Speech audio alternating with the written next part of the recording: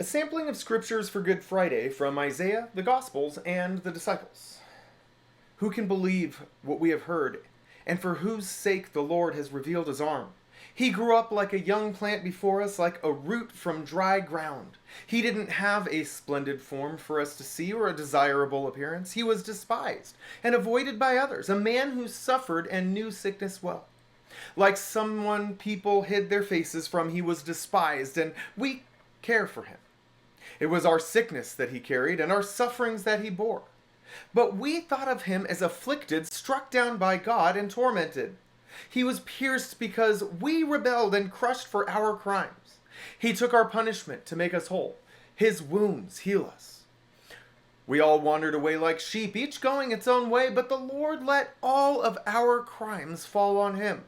He was oppressed and tormented, but didn't complain. He didn't open his mouth. Like a lamb taken to be slaughtered, or like a sheep being sheared, is silent.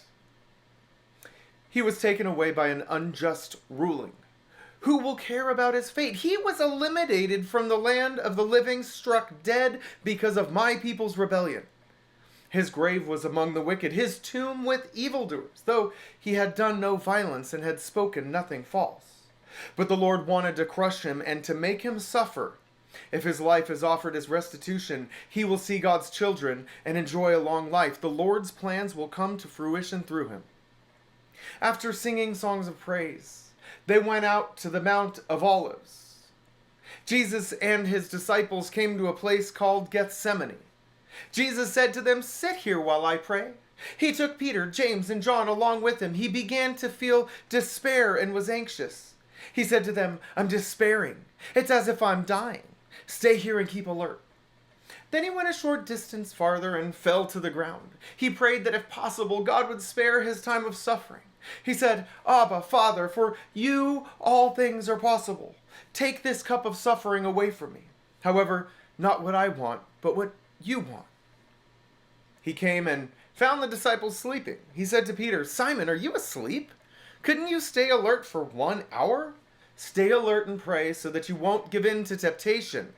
The spirit is eager, but the flesh is weak." Again, he left them and prayed, repeating the exact words. And again, when he came back, he found them sleeping, for they couldn't keep their eyes open, and they didn't know how to respond to him. He came a third time and said to them, "Will you sleep and rest all night? That's enough. The time has come for sinners to betray the Son of Man. Get up, let's go. Look, here comes my betrayer." Suddenly, while Jesus was still speaking, Judas, one of the 12, came with a mob carrying swords and clubs.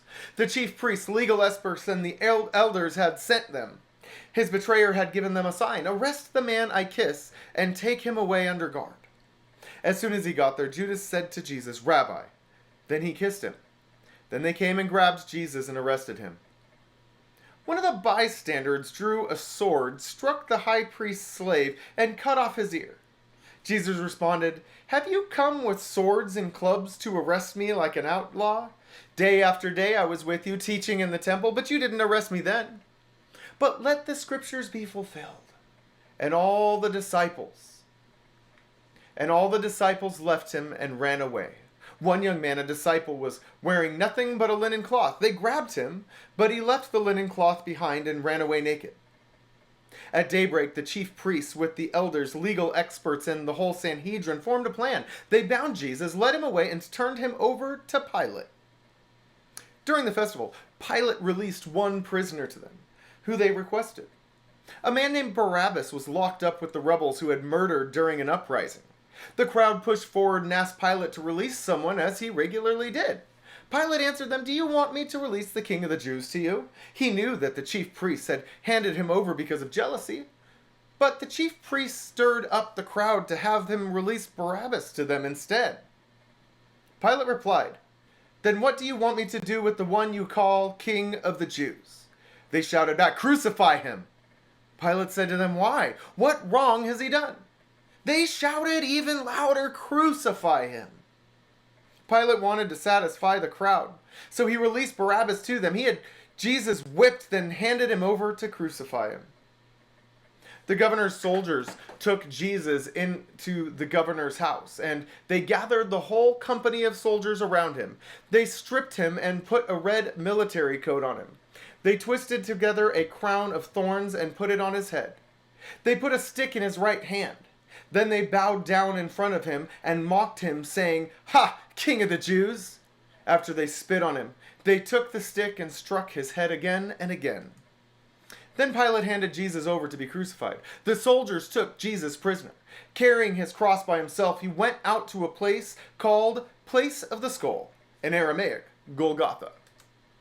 They crucified him. They divided up his clothes, drawing lots for them to determine who would take what.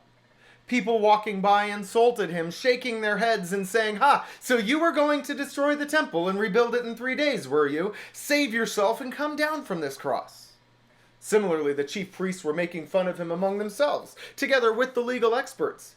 "He saved others," they said, "but he can't save himself.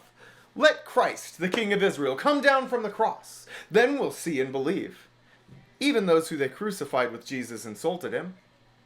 It was now about noon, and darkness covered the whole earth until about 3 o'clock, while the sun stopped shining.